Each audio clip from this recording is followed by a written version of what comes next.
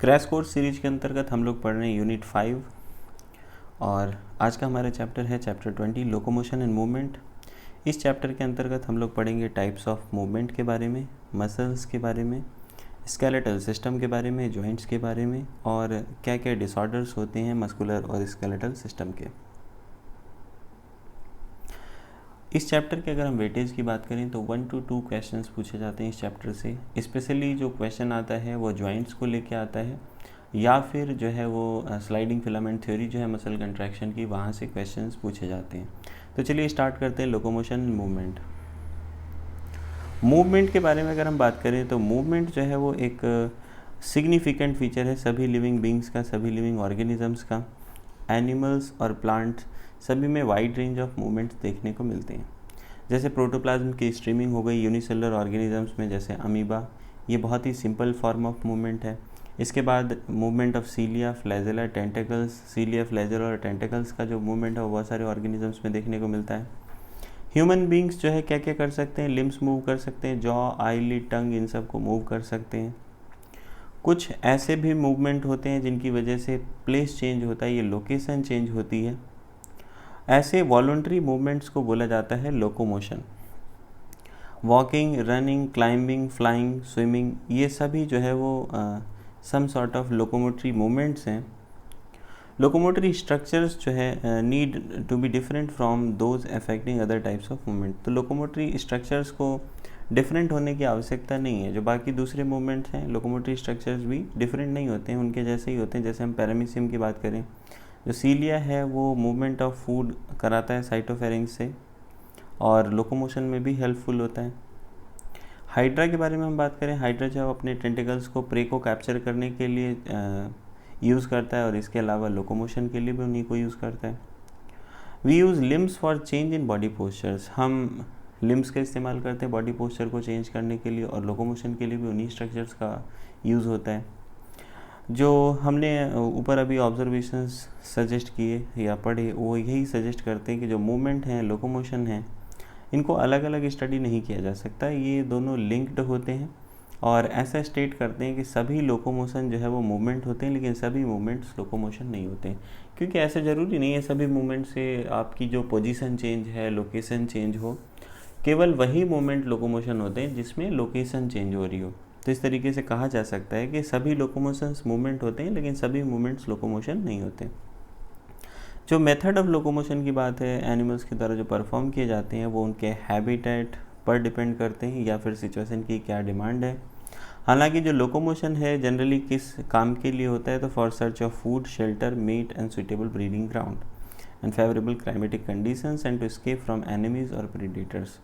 Locomotion generally किस काम के लिए देखने को मिलता है, फूड सर्च करने के लिए, शेल्टर सर्च करने के लिए, मेट यानी कि पार्टनर सर्च करने के लिए, सुइटेबल ब्रीडिंग ग्राउंड सर्च करने के लिए, या फिर फेवरेबल क्लाइमेटिक कंडीशंस के लिए, या एनिमी से एस्केप करने के लिए, या प्रीडेटर से बचने के लिए। तो हम लोग नेक्स्ट बात करेंगे टाइप्स ऑफ मूवमेंट्स के बारे में। ह्यूमन बॉडी की जो सेल्स हैं उनमें 3 मेन टाइप के मूवमेंट्स देखने को मिलते हैं, अमीबॉइड, सीलरी एंड मस्कुलर। कुछ स्पेशलाइज्ड सेल्स होती है हमारी बॉडी में, जैसे कि मैक्रोफेजेस, ल्यूकोसाइट्स, और ये ब्लड में पाई जाती हैं। इनमें अमीबॉइड मूवमेंट देखने को मिलता है। तो ये स्यूडोपोडिया से अफेक्टेड होता है, जो फॉर्म होती हैं प्रोटोप्लाज्म की स्ट्रीमिंग की वजह से, जैसा कि अमीबा में देखने को मिलता है। इसके अलावा साइटोस्केलेटल एलिमेंट्स होते हैं जैसे माइक्रोफिलामेंट्स, ये भी अमीबॉइड मूवमेंट में इन्वॉल्व होते हैं। सीलरी मूवमेंट बहुत सारे जो है वो इंटरनल ट्यूबुलर ऑर्गन्स में देखने को मिलते हैं और वहाँ पर सीलेटेड एपिथेलियम की लाइनिंग पाई जाती है।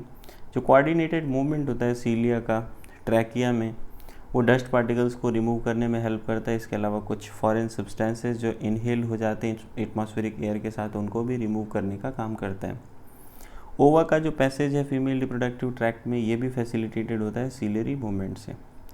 नेक्स्ट हम लोग बात करते हैं जो मूवमेंट हमारे लिम्स का होता है, जॉ का होता है, टंग का होता है, ये इनको मस्कुलर मूवमेंट की रिक्वायरमेंट होती है। जो कंट्रेक्टाइल प्रॉपर्टी है मसल्स की, ये इफेक्टिवली यूज्ड होती है लोकोमोशन के लिए और दूसरे मूवमेंट्स के लिए जो ह्यूमन बींग्स के द्वारा परफॉर्म किए जाते हैं और and majority of multicellular organisms के द्वारा परफॉर्म किए जाते हैं। लोकोमोशन के लिए क्या रिक्वायरमेंट होती है? परफेक्ट कोऑर्डिनेशन एक्टिविटी मसल की, स्केलेटल सिस्टम की और न्यूरल सिस्टम की। तो लोकोमोशन में परफेक्ट कोऑर्डिनेशन होना चाहिए तीनों के बीच में, तीनों सिस्टम्स के बीच में, मस्कुलर, स्केलेटल एंड न्यूरल। इस चैप्टर में हम लोग मसल्स के बारे में पढ़ेंगे, मसल्स के टाइप्स के बारे में, उनके स्ट्रक्चर के बारे में, उनका कंट्रैक्शन का क्या मैकेनिज्म होता है और क्या इंपॉर्टेंट एस्पेक्ट्स होते हैं स्केलेटल सिस्टम के। नेक्स्ट हम लोग पढ़ेंगे मसल्स के बारे में। चैप्टर 8 में हम लोगों ने सीलिया और फ्लैजेला के बारे में पढ़ा हुआ होता है कि ये आउट ग्रोथ होते हैं सेल मेम्ब्रेन की। फ्लैजेलर मूवमेंट जो है वो हेल्प करते हैं स्विमिंग ऑफ स्पर्मेटोजोआ में, वाटर करंट को मेंटेन करते हैं कैनाल सिस्टम ऑफ स्पॉन्जेज में, इसके अलावा लोकोमोशन कराते हैं प्रोटोजोन्स में जैसे कि यूग्लिना। मसल्स जो है वो स्पेशलाइज्ड टिश्यू है, मेसोडर्मल इन ऑरिजिन होता है। 40 to 50% जो बॉडी वेट है एडल्ट ह्यूमन का वो मसल्स के द्वारा कंट्रीब्यूट किया जाता है। मसल्स में स्पेशल प्रॉपर्टीज़ होती हैं जैसे excitability, contractility, extensibility and elasticity. Excitability का मतलब क्या होता है? इनका जो पोटेंशियल है वो चेंज हो सकता है, एक्शन पोटेंशियल, रेस्टिंग पोटेंशियल, ये सब इनमें देखने को मिलता है। कंट्रैक्टिलिटी का मतलब ये कंट्रैक्ट हो सकती हैं। एक्सटेंसिबिलिटी का मतलब ये एक्सटेंड हो सकते हैं और इलास्टिसिटी का मतलब है ये जो इनको एक्सटेंड किया जाता है तो ये उस प्रॉपर्टी को रजिस्ट कर सकती है, मतलब एक्सटेंड करने को जो है वो रजिस्ट करती है। इलास्टिसिटी का दूसरा मतलब ये होता है कि अपनी जो ओरिजिनल फॉर्म है, ओरिजिनल जो पोजीशन है उसको रीगेन कर सकती हैं। मसल्स को जो है वो डिफरेंट क्राइटेरिया को यूज़ करते हुए क्लासीफाई किया गया है, नेमली लोकेशन के आधार पर, अपीयरेंस के आधार पर और नेचर ऑफ रेगुलेशन के आधार पर कि उनकी एक्टिविटीज़ का जो नेचर ऑफ रेगुलेशन है वो कैसा है। तो लोकेशन के आधार पर 3 तरह की मसल्स देखने को मिलती हैं, स्केलेटल, विसरल एंड कार्डियक। सबसे पहले हम स्केलेटल मसल्स के बारे में बात करेंगे। तो जो स्केलेटल मसल्स हैं क्लोजली स्केलेटल कंपोनेंट्स के साथ एसोसिएटेड होती हैं, स्ट्रिप्टेड अपीयरेंस होती है माइक्रोस्कोप में, इसलिए इनको स्ट्रेटेड मसल्स बोला जाता है। इनकी जो एक्टिविटीज़ हैं वो जनरली वॉलंटरी कंट्रोल में होती हैं, इसलिए इनको वॉलंटरी मसल्स कहते हैं। प्राइमरीली जो है वो लोकोमोटरी एक्शंस और बॉडी पोस्चर को चेंज करने के जो भी फंक्शंस हैं उनमें ये काम में आती हैं। Next we will talk about visceral muscles. Visceral muscles जो है वो इनर वाला फॉलो विसरल ऑर्गन्स में लोकेटेड होती हैं जैसे कि एलिमेंट्री कैनाल, रिप्रोडक्टिव ट्रैक्ट। ये इनमें कोई भी स्ट्रिएशन नहीं होता है, इसलिए मतलब स्मूथ अपीयरेंस में होती है, इसीलिए इनको स्मूथ मसल्स या फिर नॉन स्ट्रेटेड मसल्स बोलते हैं। इनकी जो एक्टिविटी है वो भी वॉलंटरी कंट्रोल में नहीं होती, इसलिए इनको इनवॉलंटरी मसल्स कहते हैं। ये कुछ मूवमेंट्स में हेल्प करती हैं जैसे फूड का जो ट्रांसपोर्टेशन होता है डाइजेस्टिव ट्रैक्ट के थ्रू, या फिर गैमेट्स का जो ट्रांसपोर्टेशन होता है जेनाइटल ट्रैक्ट में, यानी कि जो पेरिस्टाल्टिक मूवमेंट होते हैं वो विसरल मसल्स की द्वारा होते हैं। Next we will talk about cardiac muscles. Cardiac muscle जैसे कि नेम सजेस्ट करता है ये हार्ट की मसल्स हैं। बहुत सारी कार्डियक मसल्स जो है एक साथ असेंबल हो जाती हैं ब्रांचिंग पैटर्न में और कार्डियक मसल फॉर्म करती हैं। अपीयरेंस के आधार पर जो कार्डियक मसल्स हैं ये स्ट्रिएटेड होती हैं, इनवॉलंटरी होती है नेचर में क्योंकि नर्वस सिस्टम इन्हें कंट्रोल नहीं करता। अब हम लोग बात करेंगे स्केलेटल मसल के बारे में डिटेल में और इसके स्ट्रक्चर और मैकेनिज्म ऑफ कंट्रैक्शन को समझेंगे। हर एक ऑर्गेनाइज्ड स्केलेटल मसल जो है हमारी बॉडी में जो पाई जाती है वो कंसिस्ट होती है नंबर ऑफ मसल बंडल्स या फिर फेसिकल्स से, जो कि common cartilaginous connective tissue layer से कवर्ड होते हैं या एक साथ होते हैं, जिसको बोलते हैं फेसिया। हर एक मसल बंडल में नंबर ऑफ मसल फाइबर्स होते हैं। तो डायग्राम आप यहाँ पे देख सकते हैं कि कई सारे फेसिकल्स हैं या फिर मसल बंडल हैं। मसल बंडल के अंदर मसल फाइबर्स हैं जो कि मसल की सेल है और इसकी जो आउटर कवरिंग है इसको सार्कोलेमा बोला जाता है। मसल्स में ब्लड कैपिलरीज या ब्लड वेसल्स पाई जाती हैं, वो यहाँ पे शो की गई हैं। So each muscle fibre is lined by plasma membrane. हर एक मसल फाइबर जो है प्लाज्मा मेम्ब्रेन से लाइंड होता है। यहाँ पर प्लाज्मा मेम्ब्रेन का नाम चेंज हो जाता है, सार्कोलेमा बाहर होता है प्लाज्मा लेमा, और जिस स्ट्रक्चर को इनक्लोज करता है बाहर, मतलब दूसरी सेल्स में साइटोप्लाज्म बोलते हैं, यहाँ पर सार्कोप्लाज्म बोलते हैं। मसल फाइबर एक सिंसाइटियम होता है यानी मल्टी न्यूक्लिएटेड कंडीशन है, यानी कि सार्कोप्लाज्म जो कि साइटोप्लाज्म है इसमें बहुत सारे न्यूक्लियाई पाए जाते हैं। इंडोप्लाज्मिक रेटिकुलम को यहाँ पे सार्कोप्लाज्मिक रेटिकुलम बोलते हैं और इस जो मसल फाइबर्स का सार्कोप्लाज्मिक रेटिकुलम है ये कैल्शियम आयंस का स्टोर हाउस होता है। एक कैरेक्टरिस्टिक फीचर है मसल फाइबर्स का कि यहाँ पर large number of parallelly arrange filaments present होते हैं सार्कोप्लाज्म में, जिनको मायोफिलामेंट्स बोलते हैं या फिर मायोफाइब्रिल्स बोलते हैं। हर एक मायोफाइब्रिल में अल्टरनेट डार्क और लाइट बैंड होते हैं। डिटेल्ड स्टडी से ये पता चला, मायोफाइब्रिल की डिटेल्ड स्टडी से ये पता चला कि जो स्ट्रेटेड अपीयरेंस है वो 2 इम्पॉर्टेंट प्रोटीन्स के डिस्ट्रीब्यूशन की वजह से होता है। One is actin and another is myosin. जो लाइट बैंड है वहाँ पर एक्टिन प्रेजेंट होता है, इनको आई बैंड कहते हैं या फिर आइसोट्रोपिक बैंड कहते हैं। जबकि जो डार्क बैंड है इसको ए या फिर एनाइसोट्रोपिक बैंड कहते हैं, दैट कंटेन्स मायोसिन, और इनमें मायोसिन प्रेजेंट होता है।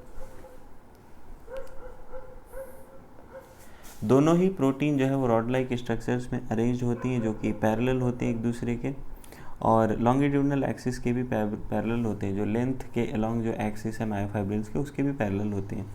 जो एक्टिन फिलामेंट हैं ये थिन होते हैं as compare to myosin filaments, इसीलिए कॉमनली इनको थिन फिलामेंट और थिक फिलामेंट कहा जाता है। आई बैंड का जो सेंटर है, जो आई बैंड है इलास्टिक फाइबर है, इसका जो सेंटर होता है वो जेड लाइन कहलाता है। जेड लाइन इसको बाइसेक्ट करने का काम करता है। थिन फिलामेंट्स जो है वो फॉर्मली अटैच्ड होते हैं जेड लाइन से। थिक फिलामेंट्स जो है वो थिक फिलामेंट्स ए बैंड में आपस में हेल्ड टुगेदर होते हैं मिडिल ऑफ दिस बैंड में, जहाँ पर थिन फाइबर्स मेम्ब्रेन प्रेजेंट होती है, जिसको बोला जाता है एम लाइन। ए बैंड और आई बैंड जो है वो अरेंज होते हैं alternately through out the length of the myofibril. Myofibril की थ्रू आउट लेंथ में जो है वो अल्टरनेटली अरेंज होते हैं। The portion of the myofibril, वो पोर्शन मायोफाइब्रिल का जो दो जेड लाइंस के बीच में होता है, इसे फंक्शनल यूनिट ऑफ कंट्रैक्शन बोला जाता है और इसे कहते हैं सार्कोमियर। रेस्टिंग स्टेट में जो एजेज हैं थिन फिलामेंट्स की ईदर साइड पे थिक फिलामेंट के, ये पार्शियली ओवरलैप करते हैं free ends of thick filament को, जबकि सेंट्रल पार्ट को ये छोड़ देते हैं। थिक फिलामेंट का जो सेंट्रल पार्ट होता है वो कवर्ड नहीं होता है। जो सेंट्रल पार्ट है थिक फिलामेंट का, जो ओवरलैप नहीं होता है थिन फिलामेंट्स का, इसको एच जोन बोला जाता है। डायग्राम देखेंगे ध्यान से, ये माइक्रोस्कोपिक डायग्राम है, नीचे वो डायग्राम है जो ड्रॉ किया गया है इसको देख के। तो ध्यान से देखेंगे, यहाँ पर जेड लाइन प्रेजेंट है आई बैंड्स के सेंटर पे, ये आई बैंड है, ये आई बैंड है, इधर की तरफ ये आई बैंड है, ये आई बैंड है। दो जेड लाइंस के बीच का स्ट्रक्चर क्या कहलाएगा? सार्कोमियर कहलाया।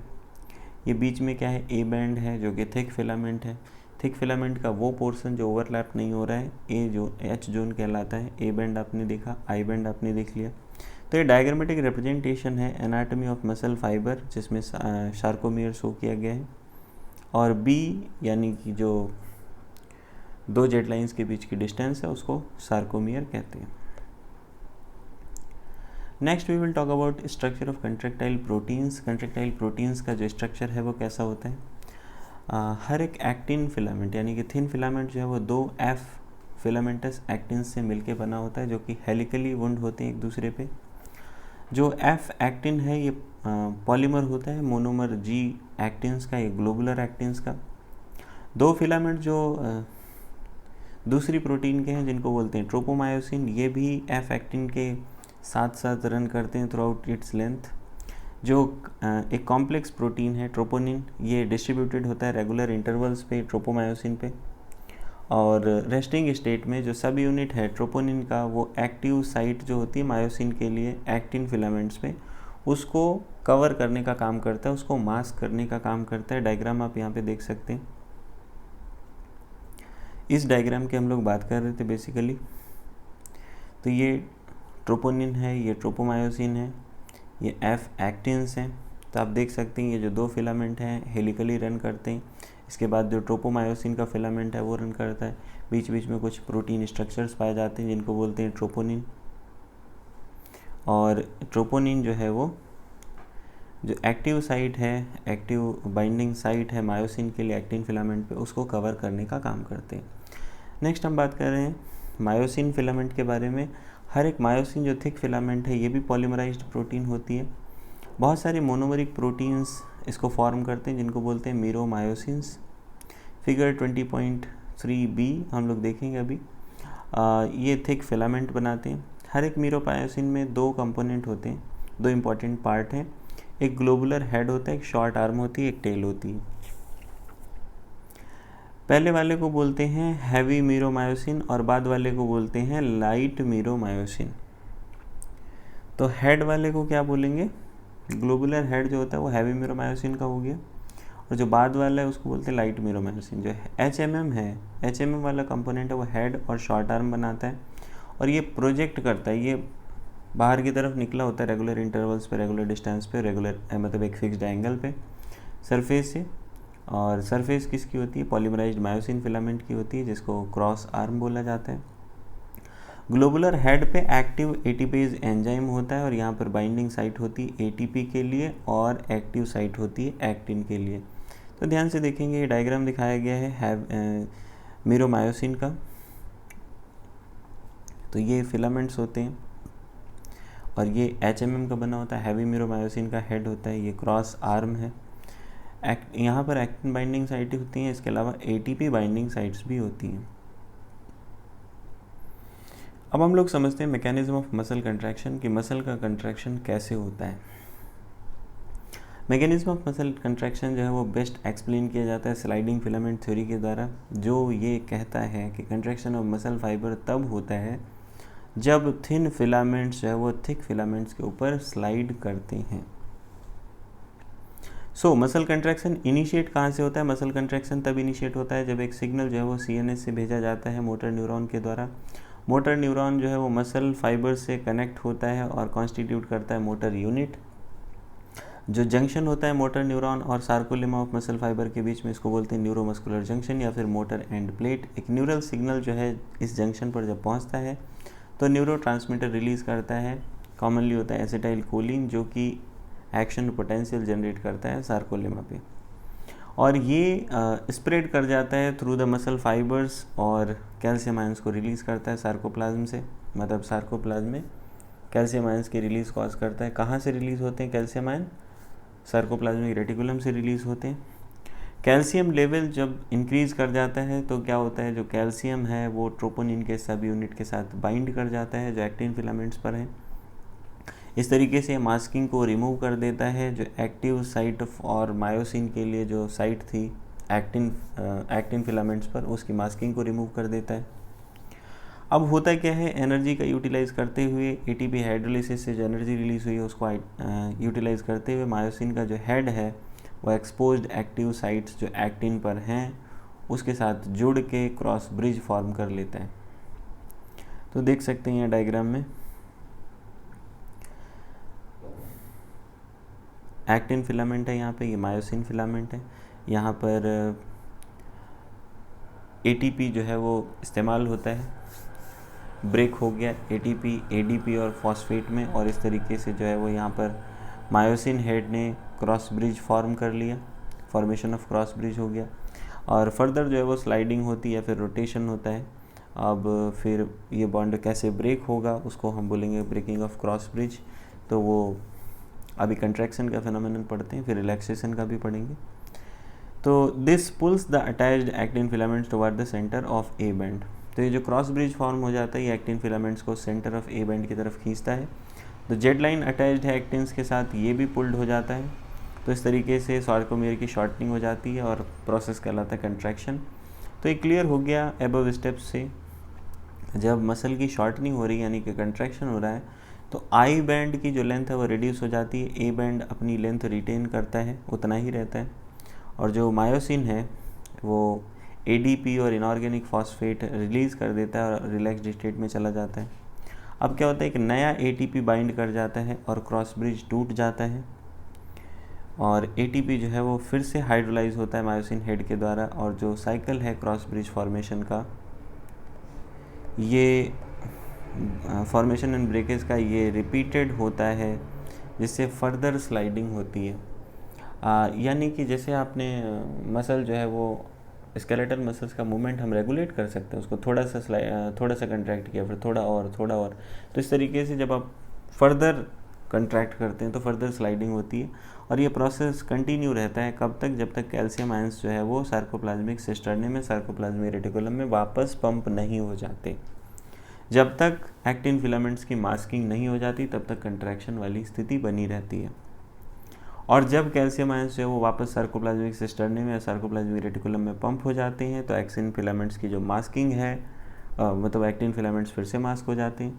और यहाँ पे क्या होता है, जो जेड लाइंस हैं वो वापस अपनी ओरिजिनल पोजीशन में आ जाती हैं और प्रोसेस बोला जाता है रिलैक्सेशन।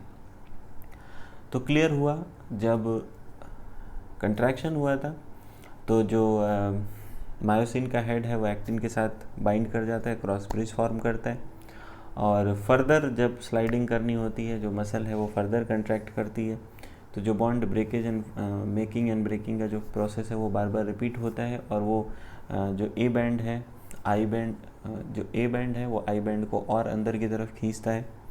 फाइनली ये प्रोसेस तब तक होता रहता है जब तक कैल्शियम आयंस यहाँ पर प्रेजेंट है। जब कैल्शियम आयंस पंप हो जाते हैं वापस सार्कोप्लाज्मिक सिस्टम में, सार्कोप्लाज्मिक रेटिकुलम में, तो एक्टिन फिलामेंट्स की जो मास्किंग है वो फिर से हो जाती है, और जेड लाइन्स जो है वो वापस अपनी पोजीशन में चले जाते हैं, और प्रोसेस कहलाता है रिलैक्सेशन।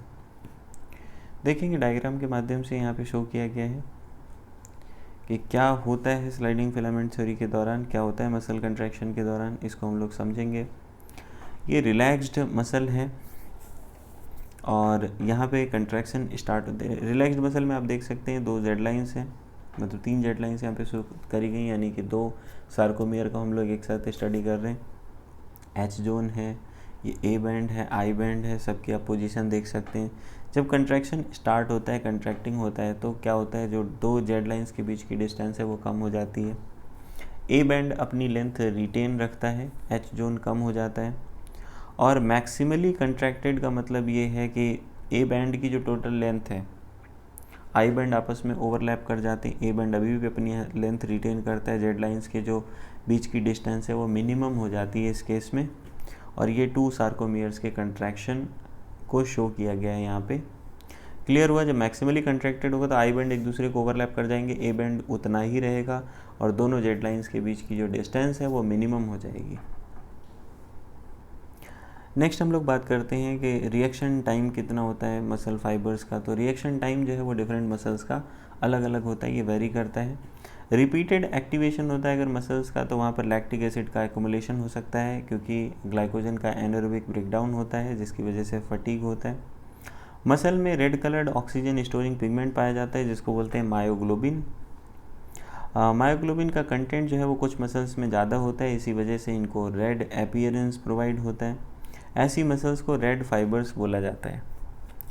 इन मसल्स में जो है वो प्लेंटी ऑफ माइटोकॉन्ड्रिया भी होते हैं, जो कि लार्ज अमाउंट ऑफ ऑक्सीजन को यूटिलाइज कर सकें, जो उनमें स्टोर्ड है एटीपी प्रोडक्शन के लिए।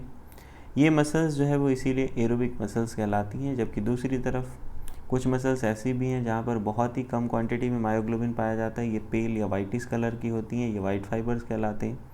नंबर ऑफ माइटोकॉन्ड्रिया भी इनमें बहुत ही कम होता है, और जो अमाउंट है सार्कोप्लाज्मिक रेटिकुलम का वो ज़्यादा होता है। तो ये एनारोबिक प्रोसेस पर डिपेंड करती हैं एनर्जी के लिए। नेक्स्ट हम लोग पढ़ते हैं स्केलेटल सिस्टम के बारे में। स्केलेटल सिस्टम कंसिस्ट करता है फ्रेमवर्क ऑफ बोन और कार्टिलेज का बना हुआ फ्रेमवर्क होता है। इस सिस्टम का बहुत ही इंपॉर्टेंट रोल है मूवमेंट जो भी बॉडी के द्वारा शो किया जाता है उसमें। आप इमेजिन करो, फूड जो है वो जॉ बोन्स के बिना चबाना नहीं चबा सकते, वॉकिंग नहीं कर सकते बिना लिम्ब बोन्स के। बोन और कार्टिलेज जो है वो स्पेशलाइज्ड कनेक्टिव टिश्यू होते हैं। बोन का जो है वो हार्ड मैट्रिक्स होता है, कैल्शियम सॉल्ट पाए जाते हैं उसमें, और जो बाद वाला है कार्टिलेज, उसका जो मैट्रिक्स है वो स्लाइटली प्लेएबल होता है, मूवेबल होता है कॉन्ड्राइटिन साल्ट्स की वजह से। ह्यूमन बींग्स में जो स्केलेटल सिस्टम है वो 206 बोन्स का बना होता है, इसके अलावा कुछ कार्टिलेजेस भी होते हैं इसमें। और इसको ग्रुप किया गया है 2 प्रिंसिपल डिविजन्स में, एक एक्सियल स्केलेटन, एक एपेंडिकुलर स्केलेटन। एक्सियल स्केलेटन वो है जो एक्सिस के अलॉन्ग होता है, और 80 बोन्स इसके अंतर्गत होती हैं, और ये main axis of the body के अलॉन्ग डिस्ट्रीब्यूटेड होती हैं, जैसे कि skull, vertebral column, sternum, ribs axial skeletal को बनाती हैं। सबसे पहले हम स्कल के बारे में बात करेंगे। ये 2 सेट ऑफ बोन्स से मिलकर बना होता है, क्रैनियल एंड फेशियल। यहाँ पे डायग्रामेटिक व्यू दिया हुआ है ह्यूमन स्कल का, इसमें हम डिफरेंट बोन्स देख सकते हैं। पैराइटल बोन है, फ्रंटल बोन है, स्फेनॉइड बोन है, ethmoid bone, lacrimal bone, nasal bone, zygomatic bone, maxilla, mandible, hyoid नीचे की तरफ होती है, फ्री बोन है, किसी से अटैच नहीं होती। Temporal, occipital and occipital condyle यहाँ पे शो किया गया है, ऑसिपिटल बोन का ही पार्ट होता है ये। तो यहाँ पे 2 सेट ऑफ मसल्स होती हैं, cranial and facial. Total 22 bones. Cranial bones जो है वो 8 होती है नंबर में, और ये हार्ड प्रोटेक्टिव आउटर कवरिंग बनाती हैं। क्रैनियम ब्रेन की कवरिंग है। फेशियल रीजन में 14 स्केलेटल एलिमेंट्स प्रेजेंट होते हैं, जो कि फ्रंट पार्ट ऑफ स्कल बनाते हैं। एक यू शेप्ड बोन होती है जिसको बोलते हैं हायोइड, ये बेस ऑफ बक्कल कैविटी पे प्रेजेंट होता है, और इसे भी स्कल में ही इंक्लूड किया जाता है। इसके अलावा मिडिल ईयर में 3 टाइनी बोन्स पाई जाती हैं, malleus, incus and stapes. Collectively इनको ईयर ऑसिकल्स बोलते हैं। इन्हें भी स्केलेटन उसको स्कल के साथ इंक्लूड किया जाता है। जो स्कल रीजन है वो आर्टिकुलेट करता है superior region of vertebral column के साथ 2 ऑसिपिटल कॉन्डाइल्स की हेल्प से, और इसीलिए ये डाइकॉन्डाइलिक स्कल कहलाता है। हमारा जो वर्टिब्रल कॉलम होता है, वर्टिब्रल कॉलम से स्टडी करने से पहले हम लोग इसका डायग्राम देख लेते हैं ध्यान से। यहाँ पर हम थोड़ा सा बात करेंगे जो बोन्स हैं उनके बारे में। Thoracic vertebra, lumbar vertebra, intervertebral discs पाई जाती हैं इनके बीच में, ठीक है। और सैक्रम कॉकिक्स। तो सबसे पहले इनका नंबर बता दूं मैं कैसे याद किया जाता है। CTLSC इनका सीक्वेंस हो गया, C7T12 L5, 7 12 5 1 1, ये सीक्वेंस याद रखने का है। C7T12 L5 S1 C1, ठीक। तो ऐसे इसको हम याद रख सकते हैं, ये एक सीक्वेंस बनाया हुआ है मैंने। तो हमारे वर्टिब्रल कॉलम में जो है वो 26 सीरियली अरेंज्ड यूनिट्स पाए जाते हैं, जिनको बोलते हैं वर्टिब्री। डॉर्सली प्लेस्ड होते हैं, पीछे की तरफ होते हैं बॉडी में, और एक्सटेंड करता है बेस ऑफ स्कल से, और मेन फ्रेमवर्क बनाता है ट्रंक का।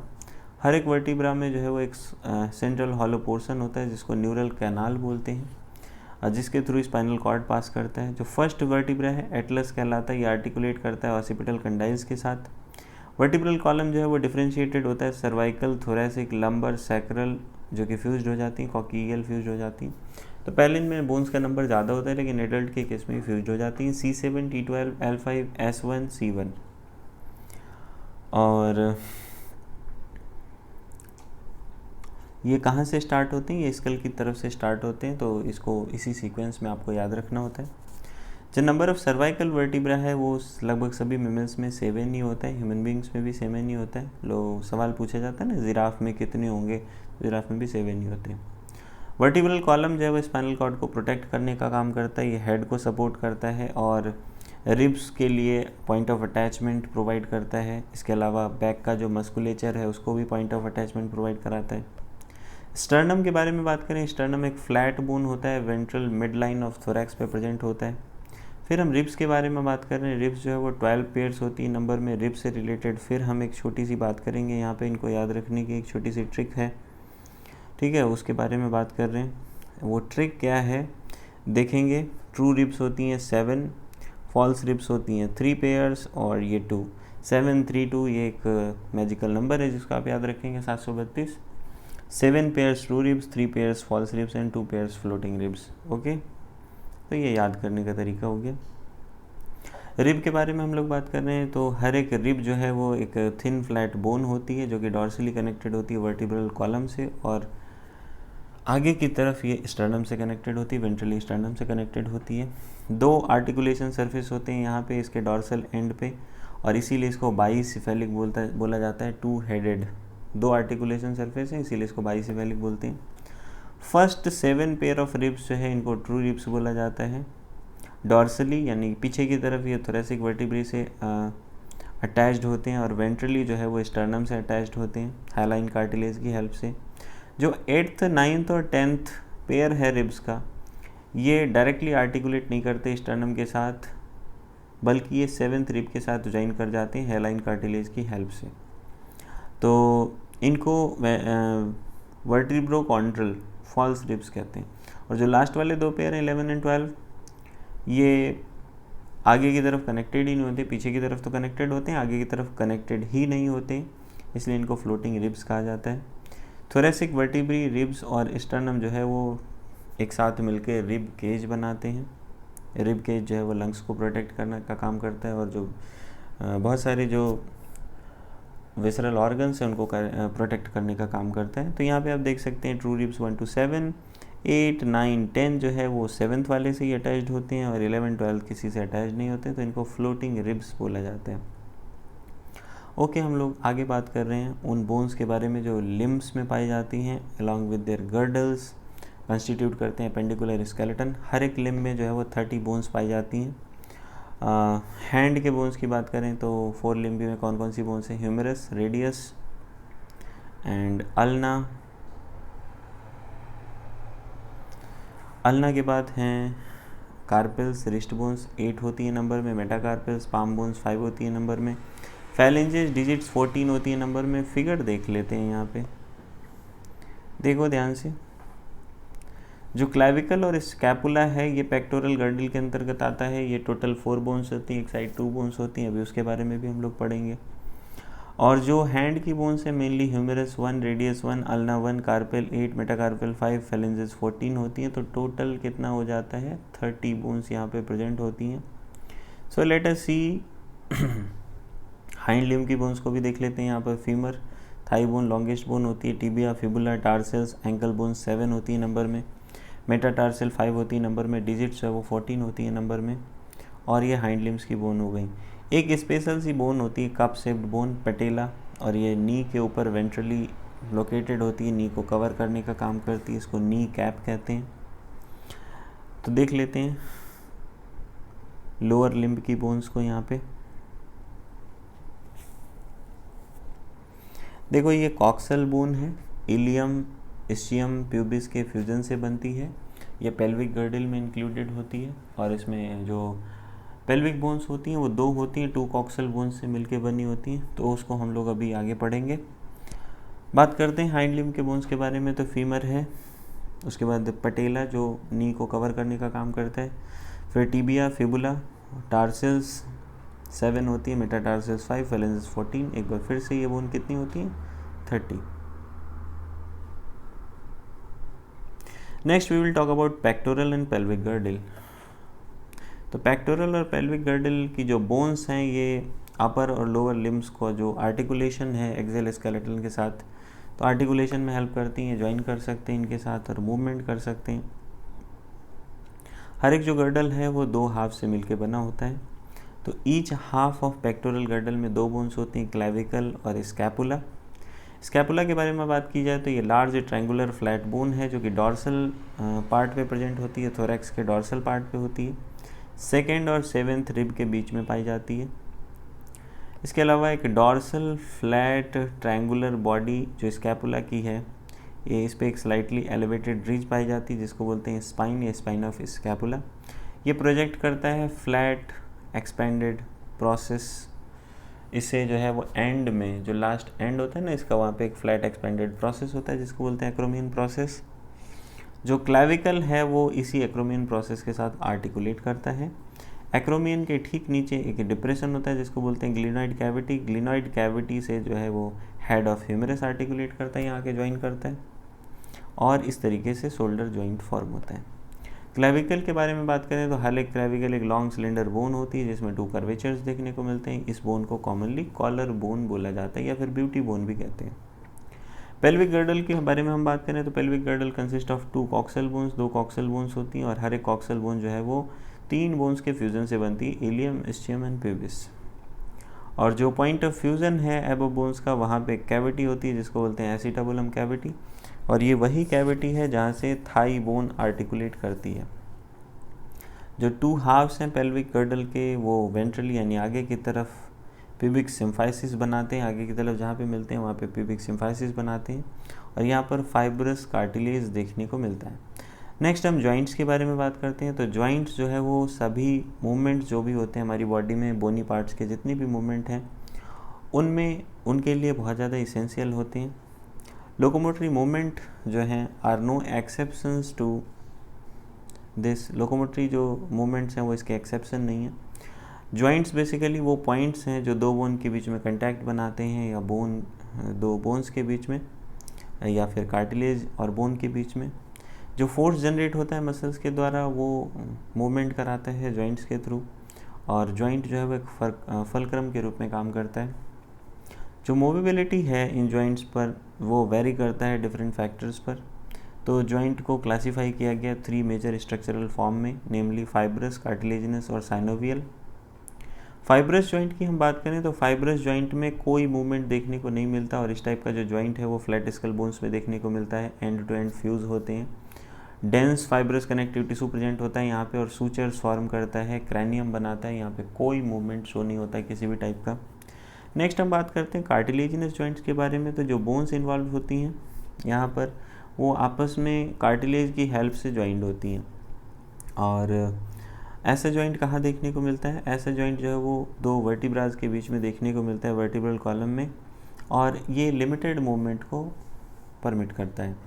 नेक्स्ट हम बात करते हैं साइनोवियल जॉइंट्स के बारे में। जो साइनोवियल जॉइंट हैं उनका कैरेक्टरिस्टिक क्या है कि वहाँ पर एक फ्लूइड फिल्ड साइनोवियल कैविटी पाई जाती है आर्टिकुलेटिंग सर्फेसेस के बीच में, जो दो बोन्स की आर्टिकुलेटिंग सर्फेसेस हैं। और ऐसा जो अरेंजमेंट है वो कंसिडरेबल मूवमेंट अलाउ करता है। इस तरह के जो जॉइंट हैं ये लोकोमोशन और बहुत सारे दूसरे मूवमेंट्स में हेल्प करते हैं। इनके भी कुछ टॉप टाइप्स हैं और जो एग्जांपल्स हैं वो आपके लिए बहुत ज़्यादा इंपॉर्टेंट हैं, जैसे बॉल एंड सॉकेट जॉइंट ह्यूमेरस और पेक्टोरल गर्डल के बीच में होता है। इसके अलावा एसिटाबुलम और हेड ऑफ ह्यूमेरस के बीच में होता है, मतलब जो पेल्विक गर्डल है और ह्यूमेरस के बीच में जो एसिटाबुलम कैविटी है उससे ज्वाइन होता है, तो वहाँ पे भी बॉल एंड सॉकेट जॉइंट देखने को मिलता है। हिंज जॉइंट नी जॉइंट होता है और ये एल्बो जॉइंट होता है। पाइवट जॉइंट की बात करें तो एटलस और एक्सिस के बीच में। ग्लाइडिंग जॉइंट की बात करें तो कार्पेल्स के बीच में। सैडल जॉइंट कार्पेल और मेटाकार्पेल के बीच में, specially carpal and metacarpal of thumb. ये कुछ एग्जांपल्स हैं। तो ये जो जॉइंट वाला पार्ट है ये आपके लिए बहुत ज़्यादा इंपॉर्टेंट हो जाता है, ठीक है। आगे हम बात करते हैं मस्कुलर और स्केलेटल सिस्टम के क्या क्या डिसऑर्डर्स हैं इनके बारे में। सबसे पहले बात करेंगे मिस्थेनिया ग्रेविस के बारे में। ये एक ऑटोइम्यून डिसऑर्डर है जो कि न्यूरोमस्कुलर जंक्शन को अफेक्ट करता है, जिसकी वजह से फैटिग होता है, वीकनिंग होती है और स्केलेटल मसल्स की पैरालिसिस हो जाती है। Next thing is muscular dystrophy. Progressive degeneration होता है स्केलेटल मसल्स का, धीरे धीरे मसल्स डिजनरेट कर जाती हैं और ये जेनेटिक डिसऑर्डर होता है, तो जीन्स की वजह से होता है, तो एक टाइप का इनबॉर्न डिसऑर्डर हो गया। नेक्स्ट टिटेनी के बारे में बात करेंगे। तो टिटेनी क्या है? रैपिड स्पाज्म होते हैं, वाइल्ड कंट्रैक्शंस होते हैं मसल्स में, लो कैल्शियम लेवल की वजह से बॉडी फ्लूइड में। नेक्स्ट थिंग इज़ आर्थराइटिस, तो जॉइंट्स का इन्फ्लामेशन हो जाता है इसमें। Next we will talk about osteoporosis. Osteoporosis क्या है? एज रिलेटेड डिसऑर्डर है और इसमें जो है वो बोन मास घट जाता है, बोन डेंसिटी घट जाता है और फ्रैक्चर के जो चांस हैं वो बढ़ जाते हैं। फीमेल्स में एस्ट्रोजन का जो लेवल डिक्रीज़ होना है वो एक कॉमन काज होता है ऑस्टियोपोरोसिस का। मेल्स में तो एज की वजह से होता है, फीमेल्स में एस्ट्रोजन का लेवल घटने की वजह से देखने को मिलता है। नेक्स्ट हम गाउट के बारे में बात करते हैं। तो जॉइंट्स में इन्फ्लामेशन होता है, ये यूरिक एसिड के क्रिस्टल्स के एक्युमुलेशन की वजह से होता है। Thanks for watching. पढ़ाई लिखाई करने के लिए आपका धन्यवाद और मैं उम्मीद करता हूँ आप भविष्य में अच्छे डॉक्टर बने। ये वीडियो ज़्यादा से ज़्यादा नीट की प्रिपरेशन करने वाले दोस्तों के साथ शेयर करें ताकि उन्हें भी लाभ मिल सके।